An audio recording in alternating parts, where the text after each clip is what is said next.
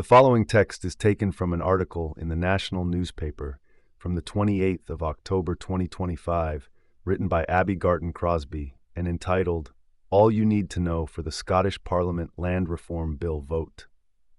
MSPs are set to vote on the final stage of the Land Reform, Scotland, bill this week, with more than 350 amendments on the agenda. The landmark piece of legislation is seeking to change the way land is owned and the concentration of ownership, aiming to give communities a greater say in what happens to the vast swathes of privately owned land in Scotland's rural communities. The bill, as amended at Stage 2 by the Net Zero, Energy and Transport Committee, now sits at over 140 pages, but there are several issues that likely to crop up over the 2 days of debate. So far, it has prompted a mixed response from Holyrood parties, with the Tories calling for it to be scrapped, the Lib Dems calling it a mixed bag, and the Greens and Scottish Labour MSPs calling for it to go further. Here are the key points you need to know. Accountability and transparency from landowners. The owners of the biggest landholdings in Scotland would be required to tell the surrounding community more about what happens to the land and any future plans for it.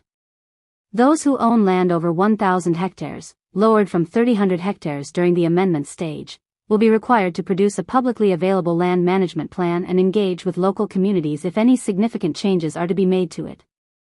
Selling land. Communities will have more opportunities to buy land when it comes up for sale. The bill extends community right to buy provisions, and communities will be able to register an interest in relation to buying all or part of a large estate.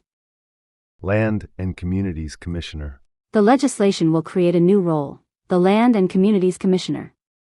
The person appointed is expected to have expertise in land management and community empowerment, and will decide whether or not to investigate breaches reported to them regarding land management plans or other obligations.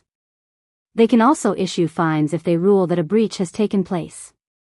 The Tories have said the legislation is completely unworkable and have vowed to vote against it, so expect plenty of pushback from the opposition benches. And we told how former Greens MSP Andy Whiteman has also raised concerns about the legislation being out with Holyrood's powers, and called for it to be returned to committee stage.